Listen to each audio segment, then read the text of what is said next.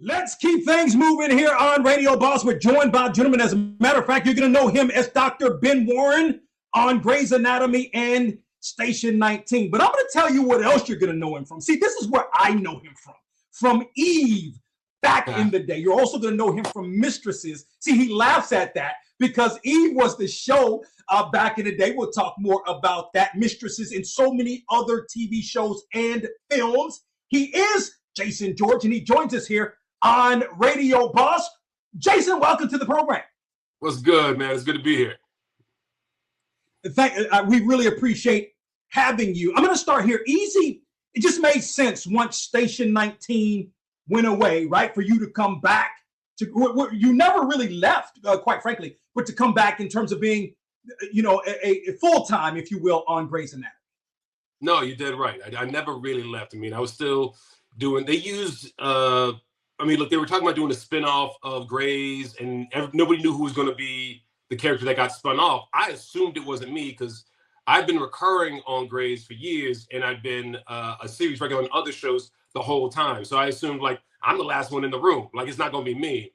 But when they told me that they wanted me to do it, it just made sense because Ben and Bailey are this glue they can use between the two shows, because Ben and Bailey are that couple that bend but don't break. So she guest starred on Station 19 a lot. I guest starred on Grey's still a lot, even though that was still home. So it never felt like I left. To your point. And then when Station 19 wrapped up, it just made sense. We had a conversation. It was like, is there still story to tell for Ben? And they had some great ideas that I loved, and I was like, well, then I'm in. So let's go. Yeah, no, it's a beautiful thing because you've been doing it since 2010. What does it mean to be a part? It's the longest running scripted drama series on ABC. It's been picked up for another season, I believe I read also. For fantastic show. What does it mean to be part of Grey's Anatomy? It means I can pay for these damn kids I got. I got 3 kids. And they're expensive. No, look, it's a blessing. I mean, it's the longest running medical drama in television history. We just got picked up for season 22. I got 1 in college and 2 more looking at colleges right now. It's meaningful for me for a few different reasons. One, when the pandemic hit, before the pandemic, people didn't think of doctors as first responders. But now we know how much that emergency room is a fundamental part of the first responders, the heroes that they are. We had shows that showed them as heroes, but we didn't feel it in our everyday life until everybody had family members going on the regular, and we realized that they were risking their lives to go to work during the pandemic. So being able to represent them has always been, after the pandemic especially, it's even more of a blessing to be able to represent them properly. And then the other part for me is the Ben and Bailey relationship. I mean, to be part of to be one half of a Black couple in television that loving, successful, have their arguments, have their ups and downs, but have been there for years. That for me is, you don't see that in TV that often. So all of that for me is some stuff that whenever Grey's goes south, and hopefully that's not anytime soon, I'll have that as a badge of honor that I feel proud about. No doubt. You mentioned in Black, like not a lot of Black male doctors in particular on TV series. That's very. I mean, you mentioned it, but that's very important as well. Yeah, most definitely. I mean, look, and look, somebody had to walk so we could run.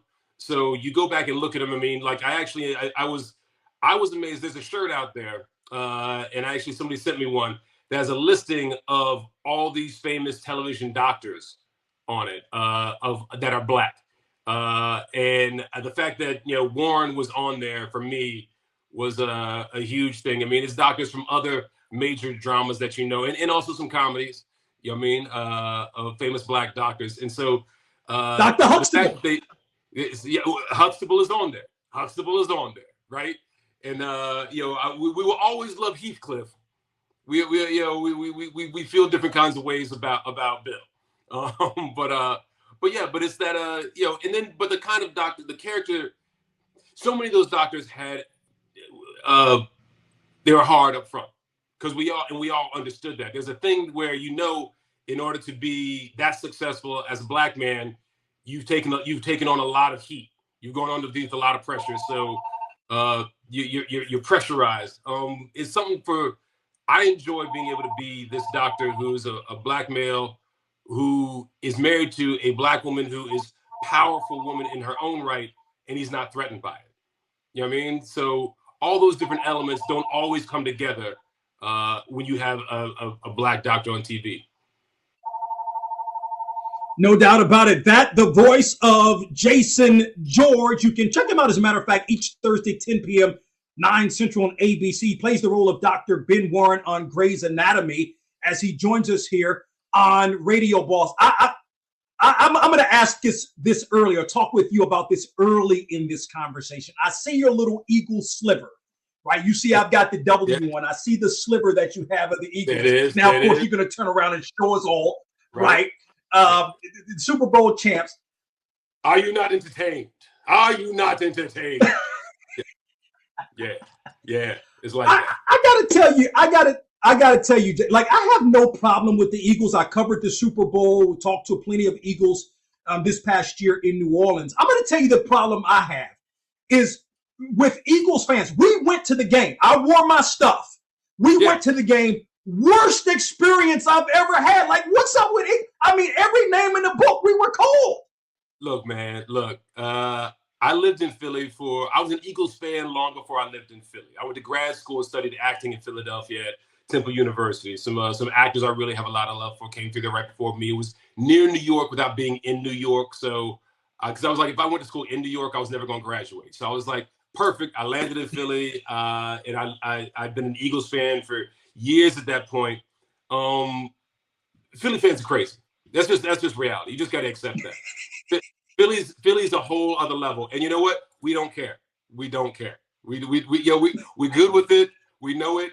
If you catch any one of us 1-to-1, super good people, the best people, shirt off the back, help you out in any way possible.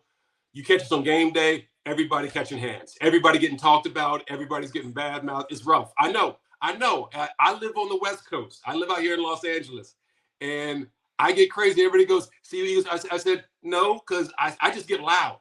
I just get loud. If you're in Philly or you were at the Super, because I was at the Super Bowl too, and they get rowdy, not just loud. They get rowdy. I got to show you this one too. I see this. I silent auction at a charity thing the day before the game, and signed helmet by the entire team. Picked it up, and I was like, it was one of those things where I was like, either this is going to become this is a bad investment, or tomorrow it's going to be worth a lot more money than I paid for today, and they made it worth so much more than I paid for it. So I'm ecstatic. I'm sorry. I'm just going to throw all my gear around. I'm going to show it all off. Show it all off. Yeah, I mean, I'm not mad. Like the Eagles beat us. I'm not mad. Good team. I just feel like, and you see the thing, it's different for you because you were in Philly, but you didn't grow up like some of these people. My father told me he had season tickets to the Redskins, then Redskins going back 40 years ago. We would go to Philly sometime, and the thing he would say is, we're not wearing any Redskins gear. I understand why he was saying that. Like, my goodness gracious. I will apologize on behalf of all of my fellow Eagles fans. Only so much, though. Only so much. Look, I'm like, Philly's a hard town. It's full of love. It's full of swagger, and it was the capital of the nation at one point in time. But it's got that it's a working class town. It's a working class town, and so they're gonna tell you about yourself. They have no filter, and there's a part of me that loves that. You know what I mean? I like to know exactly where I stand with somebody. You know what I mean? Most Eagles fans. Now I'm going to defend them a little bit. We get loud. We're gonna tell everybody what we think about their team. Most Eagle fans are not that crazy. Are not going to get physical crazy. But there's always one or two that gets just to be too much. There's always one or two that get to be too much. Yeah, I'll admit it. It didn't come to that because it was myself, my wife, my brother-in-law, my sister. And look, we're DMV people. You understand what I'm saying? But like we're not crazy. We ain't crazy though. Yeah.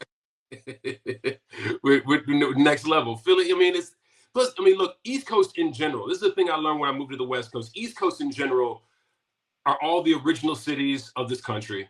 They all started from the inside and then worked their way out. Los Angeles, people lived all on the outskirts. The middle downtown Los Angeles was a donut, was missing for a while. So East Coast cities have an identity. East Coast cities are pressurized, people on top of each other. And so they don't have time to beat around the bush. LA, people like dance around the issue for a long time and everything like that. Blah, blah, blah, blah, blah, blah. People be fake with you and everything like that.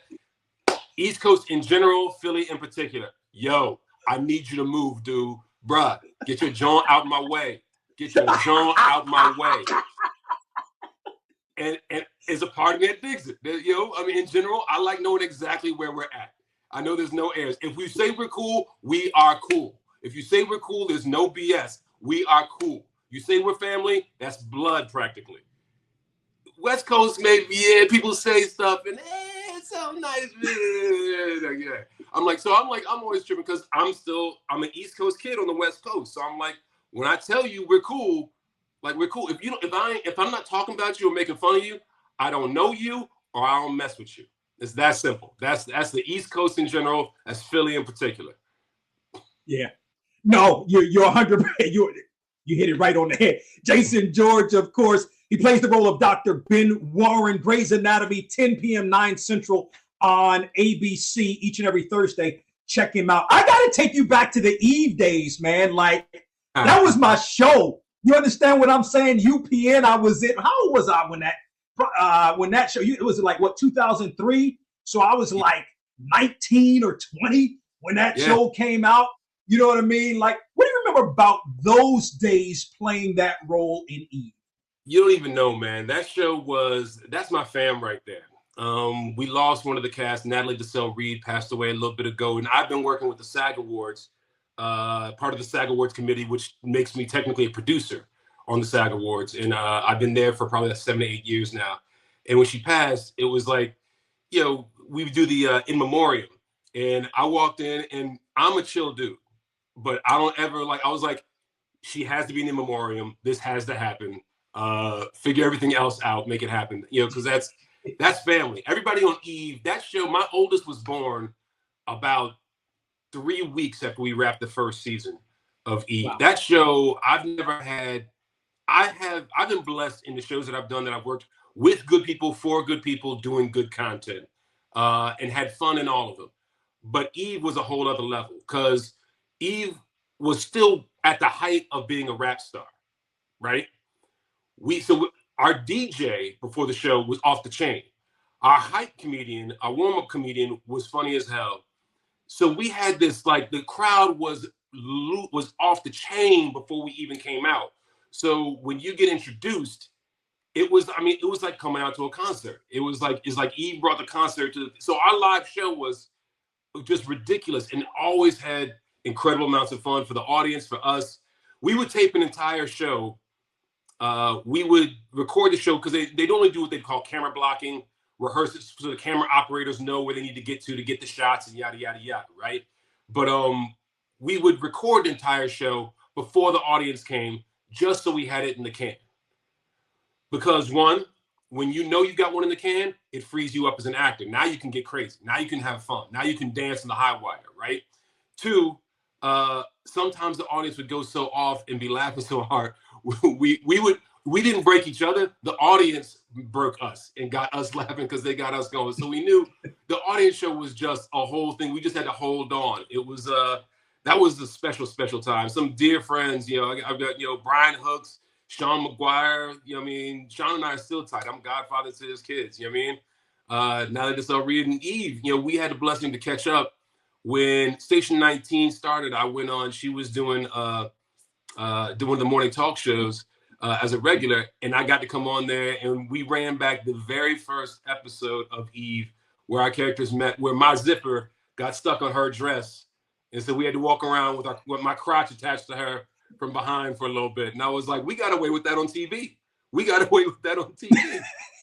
On network TV, I got to just and by the way, there's worse gigs to have than having to, hug up on Eve for 3 years straight. So I'm just saying. Nah, yeah. No, I look. Yes, yes, yes. That is so true. And she went on. I mean, what was with the talk? Like she went on to do the talk, and I mean, it's like I mean, just went on like you to do really big things too. I mean, she was already doing big things, but you know what I mean, like even bigger. She was the versatility show. She came out, she was the pit bull in the skirt, came out on the stage with a mic in hand, killed it, spitting rhymes. But then people found out she can actually act, and she's actually funny.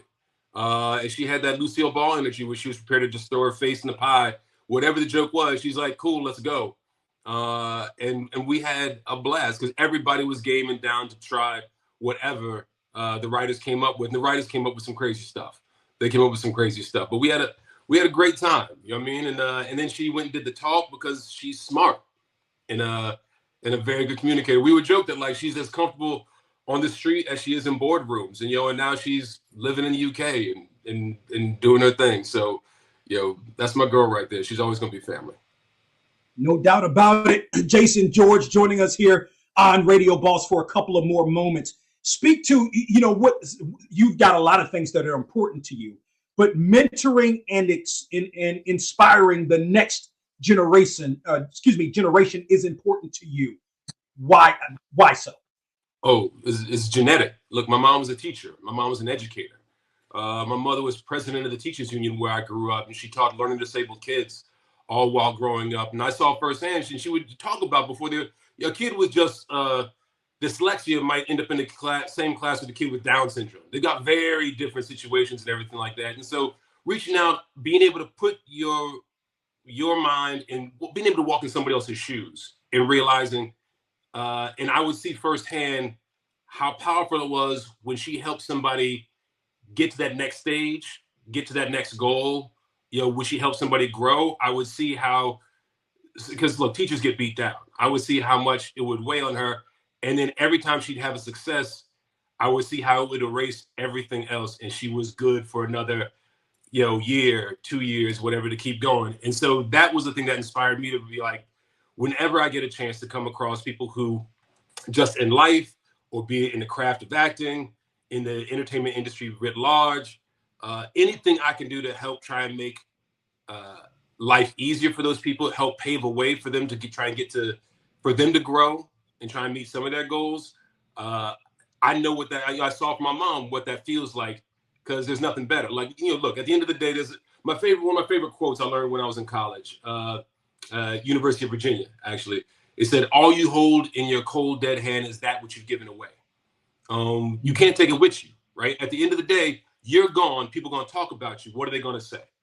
And when you've actually helped raise up that next generation, you got plenty of people going to say beautiful things about you on the other side. And that's not why I do it, but it's one of the things I hope will happen if and when I check out. You know what I mean? Yeah. No, I feel that. What a fantastic career you had. What most comes to your mind when I don't know if you've ever had a chance to sit back and think about your career. Just what comes to your mind most if you've had that chance to sit back and think about this great career that you had? Look, I feel blessed. Knock all the wood in the room. I've never been too out of work. I've never had huge gaps in running on television. But the thing that hits me is I've been blessed that, I work with Debbie Allen, who is an absolute icon. My boss is Shonda Rhimes. Shonda Rhimes took me to meet Barack Obama. Like that, I don't know, like that right there is the thing where you're like, whose boss takes them to meet a president, let alone a Black woman who's the one in charge, takes you to meet the first Black president. There's a whole other level of stuff. My first boss in this town was Aaron Spelling, another iconic producer and everything like that. So I've been able to work with and for incredible people, and and learn a little bit of something from each of them. That's the thing that for me I hold on to. You know what I mean? Those moments where you meet somebody and you're like, we actually doing this. We actually doing this thing. And then after that, it's the other side of it, just the times laughing off camera with my castmates, like with Eve or, I'll never forget lying in we're both half naked, and when I say half, I'm being generous because it's a sick, and we're lying there, and it's weird. It's a weird gig, right? And so I just went, so how's your portfolio looking? Your stocks okay? And like that. And she started laughing. She was like, it's good. It's good. I'm trying to diversify a little bit. And we just started laughing. Cameras were not rolling, and we had the hardest laugh because we're like, our job is weird. Those are the moments that like you have with your fellow actors. Those are the things I remember. You know what I mean? Those are cool. The stories that you come across that aren't on camera. That's the stuff that I hold on to. Some of them I share. Some of you got to hold close to the vest because they're too crazy for the world to know. I'm sure. I'm sure it is. So last thought. What's you've got Grey's Anatomy. What else are you doing, or what's next for you? My brother and I work on producing some projects. I'm looking to direct more. Maybe like the producing and directing side of things. I'm trying to grow, but I'm an actor first, foremost, and always. I'm always going to be. My dream is to die on either a theater stage or a sound stage. But I'm gonna be in front of somebody, speaking some written words when I drop. So that's always gonna be there. But I'm trying to grow this whole the other thing, trying to tell stories that I think are important and worth telling. And like I said, my brother and I are working on doing stuff. So directing them and producing is the stuff that's on the table right now. I'm growing that. Man, that's a beautiful thing. Jason George, check him out. Dr. Ben Warren is who he plays on Grey's Anatomy, 10 p.m., 9 Central, Thursdays on ABC. Jason George joins us here on Radio Boss. Jason, an absolute pleasure. This has been a blast, man. Continued success in all you do. Oh, appreciate you, man. Thank you so much for having me. It's been a good time. Go Birds. I'm gonna say we're gonna do it again. You can get me on after we win the next Super Bowl. When we win the next one, we'll come back and do it again.